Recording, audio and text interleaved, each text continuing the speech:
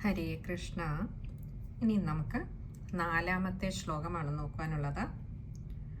ധ്രുവം കപടശാലിനോ മധുഹരസ്യ മായാ ഭവേദസാവിധി കിശോരികാം ഭഗിനികാകരാലിംഗിതാം ദ്വിപോ നളിനികാന്തരാദിവമൃണാളികാമക്ഷിപന്നയം ത്വദനുജാമജാമുപലപട്ടകേ പിഷ്ടവാൻ. അപ്പോൾ കംസൻ വന്ന് കണ്ടു, ദേവകീദേവിയുടെ കൈകളിലിരിക്കുന്ന ആ പെൺകുഞ്ഞിനെ കണ്ടു. അപ്പോഴോ കംസന്റെ ചിന്തകൾ വളരെയേറെ പരിഭ്രമമായിരുന്നു. ആദ്യം ഭയം തോന്നി, ശങ്ക തോന്നി. ഇതെങ്ങനെ ഇങ്ങനെ സംഭവിക്കുക? കാരണം അശരീരി വാക്ക് അതിൽ പതിരുണ്ടാവാൻ വഴിയില്ല. ആ പറഞ്ഞത് സത്യം തന്നെ ആവണം. പിന്നെ എങ്ങനെയാണ് ഇവിടെ അപ്പോൾ ഒരു പെൺകുഞ്ഞുണ്ടായിരിക്കുന്നത് ദേവകീദേവിക്ക്? ഇങ്ങനെ കുറേയേറെ ചിന്തകളിൽ മുഴുകി നിന്ന കംസൻ ഒടുവിൽ ഉറപ്പിച്ചു, ധ്രുവം, ഉറപ്പാണ്, ഇത് തീർച്ചയാണ്. എന്ത്? കപടശാലിനോ, കപടശാലിന, ആ കപട സ്വഭാവമുള്ളതായിട്ടുള്ള, കാപട്യത്തിൽ കേമനായിട്ടുള്ള മധുഹരസ്യ, മധുവെന്ന അസുരനെ കൊന്ന ആ സാക്ഷാൽ മഹാവിഷ്ണു ഭഗവാന്റെ മായാഭവേദ് അസാവിധി, മായാ ഭവേദ് അസൗ ഇതി. മായ എന്ന് പറഞ്ഞാൽ ഭഗവാന്റെ മായ തന്നെയാണ്. ഇതും ആ മഹാവിഷ്ണു ഭഗവാന്റെ മായ തന്നെയാണിത് എന്ന്. അസൗ എന്ന് പറഞ്ഞാൽ ഇത്, ഈ ഇപ്പോൾ താൻ കൺമുമ്പിൽ കാണുന്നത്, ഈ പെൺകുഞ്ഞിൻ്റെ രൂപത്തിൽ കാണുന്നത് മഹാവിഷ്ണു ഭഗവാന്റെ മായാപ്രഭാവം തന്നെയാണ്, മായാവൈഭവം തന്നെയാണ് ഇതി എന്ന് ഉറപ്പിച്ചു. ധ്രുവം, ഇത് ഉറപ്പാണ്, ഇത് ആ ഭഗവാന്റെ മായയാണ്. ഇതൊരു പെൺകുഞ്ഞല്ല. പെൺകുഞ്ഞായി തൻ്റെ മുൻപിൽ കാണുന്നത് ഭഗവാൻ ഒരു മായ കൊണ്ട് തന്നെ മറച്ചിരിക്കുന്നു. എന്നിട്ട് തൻ്റെ മുൻപിൽ ഈ പെൺകുഞ്ഞിനെ കാണിച്ചു തരികയാണ് എന്ന് ഉറപ്പിച്ചു. എന്നിട്ടോ കിശോരികാം ഭഗിനികാകരാലിംഗിതാം, കിശോരികാം, ആ പെൺകുഞ്ഞിനെ ഭഗിനികാകരാലിംഗിതാം, ഭഗിനിക എന്ന് പറഞ്ഞാൽ തൻ്റെ സഹോദരിയുടെ കര ആലിംഗിതാം, കൈകളിൽ അങ്ങനെ ആലിംഗനം ചെയ്ത്, അതായത് അടക്കി പിടിച്ചുകൊണ്ടിരുന്നതായിട്ടുള്ള ആ പെൺകുഞ്ഞിനെ. എങ്ങനെയാ കണ്ടത് അപ്പോൾ ഭഗവാൻ പെൺകുഞ്ഞിനെ? ദേവകീദേവി ആ കുഞ്ഞിനെ എടുത്ത് തൻ്റെ മാറോട് ചേർത്ത് അടക്കി പിടിച്ചുകൊണ്ടിരിക്കുകയാണ്. അറിയാം ഈ കരച്ചിൽ കേട്ടിപ്പോൾ കംസൻ ഓടി വരുമെന്ന്. ദേവകീദേവിക്കും അല്പം ഒരു ഭയമുണ്ട്. ഈ കുഞ്ഞിനെയും കൊണ്ടുപോകുമോ? കാരണം ദേവകീദേവിക്ക് അറിയാം ഇത് തൻ്റെ കുഞ്ഞല്ല, ഇത് യശോദാമ്മയുടെ കുഞ്ഞാണ്. തൻ്റെ കുഞ്ഞായി യശോദാമ്മയുടെ അടുത്ത് സുഖമായി കഴിയുന്നുണ്ട്. തൻ്റെ കുഞ്ഞു കൂടിയല്ല, ഈ 6 കുഞ്ഞുങ്ങളെ തൻ്റെ അടുത്ത് നിന്ന് എടുത്തുകൊണ്ടുപോയി തൻ്റെ ജ്യേഷ്ഠ സഹോദരനായ കംസൻ കൊന്നു കളഞ്ഞുവല്ലോ. ഇപ്പോൾ ഈ തൻ്റേതല്ലാത്ത ഈ കുഞ്ഞിനെയും കൂടി, തൻ്റേത് എന്ന ഒരു പേര് വന്നതുകൊണ്ട്, ദേവകീദേവിയുടെ 8ാമത്തെ കുട്ടി എന്ന ഒരു പേര് വന്നതുകൊണ്ട് മാത്രം ഈ കുഞ്ഞിനും അങ്ങനെയൊരു ദുർഗതി ഉണ്ടാവുമോ എന്നുള്ള ശങ്കയാൽ ആദ്യമേ ആ പെൺകുഞ്ഞിനെ എടുത്ത് തൻ്റെ മാറോട് ചേർത്തു പിടിച്ചുകൊണ്ട്, കൈകളാൽ കെട്ടിപ്പിടിച്ചുകൊണ്ട് ചേർത്ത് പിടിച്ച് അങ്ങനെ ഇരിക്കുകയാണ്. താൻ വിട്ടുകൊടുക്കില്ല ഈ കുഞ്ഞിനെ, ഇത് തൻ്റേത് കൂടിയല്ല എന്ന് ഉറപ്പുള്ളത് കൊണ്ട് ദേവകീദേവിക്ക് വല്ലാത്തൊരു ഭയമാണ് ഉള്ളില്. അങ്ങനെ അടക്കി പിടിച്ചുകൊണ്ടിരുന്ന ആ പെൺകുഞ്ഞിനെ ദ്വിപോ നളിനികാന്തരാദിവ, ദ്വിപ എന്ന് പറഞ്ഞാൽ ആന, നളിനികാന്തരാത്, ഒരു താമരപ്പൊയ്കയിൽ നിന്നും, ഇവ എന്ന് പറഞ്ഞാൽ ഇവിടെ നളിനികാന്തരാദിവ, നളിനികാന്തരാത് ഇവ 2 വാക്കുകളാണ്. ഇവ എന്ന് പറഞ്ഞാൽ എന്ന പോലെ, ഒരു താമരപ്പൊയ്കയിൽ നിന്നും ഒരാന എപ്രകാരമാണോ മൃണാളികാമക്ഷിപന്നയം, മൃണാളികാം എന്ന് പറഞ്ഞാൽ ഒരു കുഞ്ഞ് ഇളം താമര പൂവിനെ ഒരു ആന വന്ന് എപ്രകാരമാണോ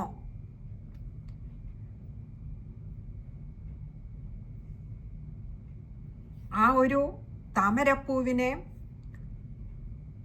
ഒരു ദയാദാക്ഷിണ്യവും കൂടാതെ വലിച്ചു പൊട്ടിച്ചെടുക്കുന്നത്, പിഴുതെറിയുന്നത്, അതേപോലെ അക്ഷിപൻ അയം അക്ഷിപൻ അങ്ങോട്ട് ആ പെൺകുഞ്ഞിനെ പിടിച്ചങ്ങോട്ട് വലിച്ചെടുത്തു, തട്ടിപ്പറിച്ചെടുക്കുക എന്ന് പറയില്ല. അതായത് ഒരു ദയാദാക്ഷിണ്യവും കൂടാതെ ഒരു പിഞ്ചു കുഞ്ഞ്, ദേവകീദേവിയുടെ മാറോട് ചേർന്ന് കിടന്നിരുന്ന ആ പിഞ്ചു കുഞ്ഞിനെ ഒരു ദയാദാക്ഷിണ്യവും കൂടാതെ തട്ടിപ്പറിച്ചങ്ങോട്ട് എടുത്തു. അജാം ത്വദനുജാം അജാം ഉപലപട്ടകെ, അങ്ങനെയാണ് ആ വാക്ക് വരുന്നത്. ത്വദനുജാം, അങ്ങയുടെ സഹോദരിയെ, ആ സഹോദരി എങ്ങനെയുള്ളതാണ്? അജാം, ജനന മരണങ്ങളില്ലാത്തതായിട്ടുള്ള മായാഭഗവതിയെ, ഒരു പിഞ്ചു കുഞ്ഞായി ഇവിടെ വന്ന് ദേവകീദേവിയുടെ സമീപം ശയിക്കുന്ന ആ പിഞ്ചു കുഞ്ഞിനെ, ദേവിക്ക് എവിടെയാണ് ജനനവും മരണവും ഉള്ളത്? അങ്ങനെയുള്ള ഭഗവാനെ, അവിടുത്തെ ആ അനുജത്തിയെ ഉപലപട്ടകെ പിഷ്ടവാൻ, ഉപലപട്ടകെ പാറപ്പുറത്ത്, പിഷ്ടവാൻ ആഞ്ഞടിച്ചു, അതായത് ഉയർത്തിയെടുത്ത് ആഞ്ഞടിക്കുവാനായിട്ട് കൊണ്ടുപോയി അങ്ങനെ അടിക്കുകയാണ്. കല്ലിൽ മുട്ടി എന്ന് പറഞ്ഞില്ല, അടിച്ചു. കംസന്റെ പ്രവൃത്തിയാണ് ഇവിടെ പറഞ്ഞിരിക്കുന്നത്. അപ്പോൾ തൻ്റെ എല്ലാ ശങ്കകളും ആ അശരീരിയിൽ നിന്നും ഭിന്നമായി തൻ്റെ സഹോദരിയുടെ സമീപത്ത് കിടന്നിരുന്ന ആ പെൺകുഞ്ഞിനെ കണ്ടിട്ട് തൻ്റെ ഉള്ളിൽ പലതരത്തിലുള്ള ചിന്തകൾ, ആശങ്കകൾ, ഭയം, പരിഭ്രമം, തൻ്റെ അന്തകൻ എങ്ങനെയാണ് ഈ ഒരു പെൺകുഞ്ഞാവുന്നത്? അശരീരിയിൽ പറഞ്ഞ 8ാമത്തെ പുത്രന് പകരം ഈ പുത്രി, ദേവകീദേവിയുടെ ഈ 8ാമത്തെ കുഞ്ഞ്, ഈ പെൺകുഞ്ഞ് എങ്ങനെയാണ് തനിക്ക് കാലനായി ഭവിക്കുക? ഇങ്ങനെ പല പല ചിന്തകൾ മനസ്സിലൂടെ തേരോട്ടം നടത്തിയപ്പോൾ ഒടുവിൽ നിശ്ചയിച്ചു, ഇല്ല, ഇത് ആ മഹാവിഷ്ണുവിൻ്റെ, ആ മഹാവിഷ്ണു ആരാണ്? കാപ്പട്ടശാലിന, കാപ്പട്യത്തില് അഗ്രഗണ്യനാണ്. അങ്ങനെയുള്ള ആ മഹാവിഷ്ണുവിൻ്റെ മായ തന്നെയാണ് തൻ്റെ മുൻപിൽ ഈ കാണുന്ന പെൺകുഞ്ഞ്. ഉറപ്പിച്ചു, ഇനി ഒരു നിമിഷം പോലും ജീവിക്കാൻ അനുവദിക്കരുത്. ചിലപ്പോൾ ഈ പെൺകുഞ്ഞിൻ്റെ രൂപത്തിൽ തൻ്റെ മുൻപിൽ മായ കാട്ടുന്ന മഹാവിഷ്ണു ഈ രൂപത്തിലാവാൻ തന്നെ കൊല്ലുവാൻ വന്നിരിക്കുന്ന, തൻ്റെ അന്തകനായി ഭവിക്കുവാൻ വന്നിരിക്കുന്നത്. ഒരു ആന മനോഹരമായ ഒരു താമരപ്പൂവിൽ നിന്നും ഒരു കുരുന്ന താമരയെ എപ്രകാരമാണോ നിർദാക്ഷിണ്യം പിഴുതെറിയുന്നത്, അതേപോലെ കംസന്റെ സഹോദരിയായ ദേവകീദേവിയുടെ മാറോട് ചേർത്ത് പിടിച്ച് ആലിംഗനം ചെയ്തുകൊണ്ടിരുന്ന ദേവകീദേവിയുടെ കൈകളിൽ നിന്നും ആ പിഞ്ചു പെൺകുഞ്ഞിനെ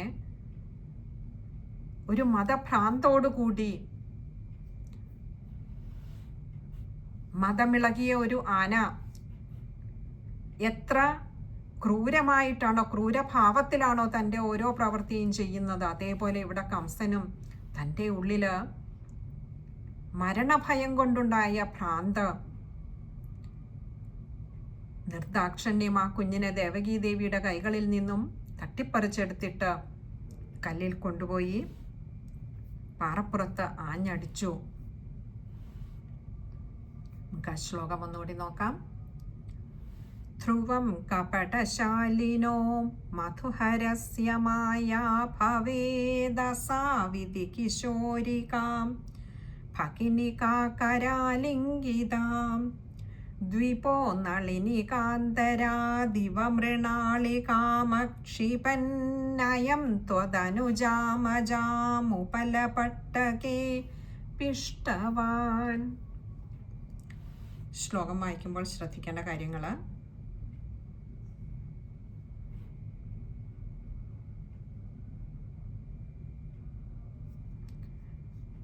ഇവിടെ ഇങ്ങനെ ഒരു പാദം മുഴുവനായിട്ട് ചേർത്ത് വാക്കുകൾ വന്നിട്ടില്ലെങ്കിലും ഇതുപോലെ ചേർത്ത് വായിക്കേണ്ട കുറച്ച് വാക്കുകൾ, സമസ്ത പദങ്ങൾ ഇവിടെ വന്നിട്ടുണ്ട്.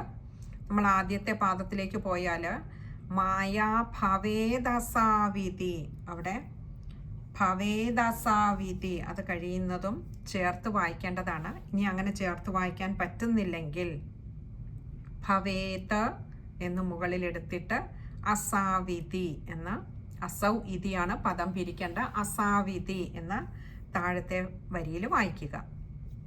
അതുപോലെ ഭഗിനിക കരാലിംഗിതാം, കര ആലിംഗിതാം, ആലിംഗനം ചെയ്തുകൊണ്ടിരുന്നു, ചേർത്ത് മുറുക്ക പിടിച്ചുകൊണ്ടിരുന്നു. അവിടെയൊക്കെ വായിക്കുമ്പോൾ ഭഗിനിക കരാലിംഗിതാം അത് വായിക്കുമ്പോൾ ശ്രദ്ധിച്ചാൽ മതി, പദം പിരിച്ചു വായിക്കണ്ട. അതുപോലെ ദ്വിപോ നളിനികാന്തരാദിവ, നളിനികാന്തരാദ ഇവ, ഇങ്ങനെ 2 വാക്കുകളുണ്ട്. ദായുടെ ഇകാരം ശ്രദ്ധിക്കുക.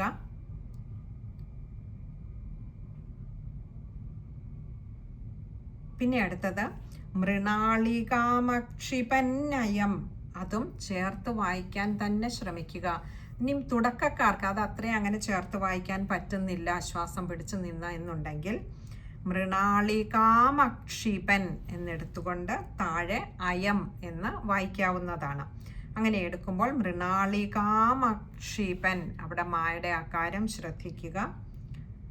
പിന്നെ അടുത്തത് ത്വദനുജാമജാം ഉപലപട്ടകെ, ത്വദനുജാം അജാം ഉപലപട്ടകയാണ്. അതുകൊണ്ട് ത്വദനുജാമജാം മായുടെ ആകാരം ശ്രദ്ധിക്കുക. അതുപോലെ ത്വദനുജാമജാം ഉപലപട്ടകെ മായുടെ ഉകാരം ശ്രദ്ധിക്കുക. ഇത് ഇത്രയും കാര്യങ്ങളാണ് ആ ഒരു ശ്ലോകം വായിക്കുമ്പോൾ ശ്രദ്ധിക്കേണ്ടതായിട്ടുള്ളത്. പൊതുവെ കുറച്ച് എളുപ്പമുള്ള ഒരു ശ്ലോകമാണ്. ഇവിടെ ഈ ഒരു ശ്ലോകത്തിൽ കംസൻ ഒരുപാട് ചിന്താക്കുഴപ്പങ്ങളുണ്ടായി, ആശങ്കകൾ ഉണ്ടായി എന്ന് പറഞ്ഞു. കാരണം 8ാമത്തെ കുട്ടി ഒരു പെൺകുഞ്ഞായി വന്നപ്പോൾ തൻ്റെ മുൻപിൽ മായ കാട്ടുന്നതാണെങ്കിൽ പോലും ഒരു പക്ഷേ മായ കാട്ടുന്നത് ഈ പെൺകുഞ്ഞാണ് എന്നുള്ള ഒരു പരിഗണനയിൽ താൻ കൊല്ലാതെ വിടും. അങ്ങനെയാണെങ്കിൽ എളുപ്പമാകുമല്ലോ തൻ്റെ കാലന് തൻ്റെ മുന്നിലേക്ക് എത്തിപ്പെടുവാൻ എന്ന് മഹാവിഷ്ണു ചിന്തിച്ചിട്ടുണ്ടാവും. അതിനാവാം ഈ ഭാവം പെണ്ണിൻ്റെ രൂപം കൈക്കൊണ്ടത്, ഒരു പെൺകുഞ്ഞിൻ്റെ രൂപം കൈക്കൊണ്ടത് എന്ന് കരുതി. പക്ഷേ അപ്പോഴും കംസൻ വിചാരിച്ചു, ഏതായാലും തൻ്റെ അന്തകനായി വന്നിരിക്കുന്നതാണ്, അത് ആൺകുഞ്ഞായാലും പെൺകുഞ്ഞായാലും ഇതിനെ കൊല്ലാതെ വിടുന്നത് താൻ തൻ്റെ മരണത്തെ ഇരന്നു വാങ്ങുന്നതിന് തുല്യമാണ് എന്ന് കരുതിയിട്ടാണ് അവിടെ നിന്നും ആ കുഞ്ഞിനെ എടുത്തുകൊണ്ട് പോകുന്നത്. ഇനിയും അവിടെ എന്താണ് സംഭവിച്ചത് എന്നാണ് അടുത്ത ശ്ലോകം മുതൽക്ക് നമുക്ക് കാണുവാനുള്ളത്. അടുത്തത് 5ാമത്തെ ശ്ലോകമാണ്. ശ്ലോകം നമുക്ക് അടുത്ത സത്സംഗത്തിൽ കാണാമെന്ന് കരുതുന്നു. ഇവിടെ മഹാവിഷ്ണു കംസന്റെ അന്തകനായി വരുമെന്ന് പറഞ്ഞിരുന്നു ദേവകീദേവിയുടെ 8ാമത്തെ പുത്രഭാവത്തിൽ. പക്ഷെ അവിടെ കംസന്റെ അന്തകനായി ഒരു പെൺകുഞ്ഞിന്റെ രൂപത്തിൽ വന്ന മഹാവിഷ്ണുവിന് അന്തകന്റെ രൂപം എടുത്തുകൊണ്ട് കംസൻ ഇല്ലാതെയാക്കാൻ ശ്രമിക്കുന്ന ഒരു മനോഹരമായ ശ്ലോകമാണ് അടുത്തതായിട്ടുള്ളത്. നമ്മൾ അടുത്ത സത്സംഗത്തിൽ നോക്കാൻ പോകുന്നത് 5ാമത്തെ ശ്ലോകമാണ്. ഹരേ കൃഷ്ണ.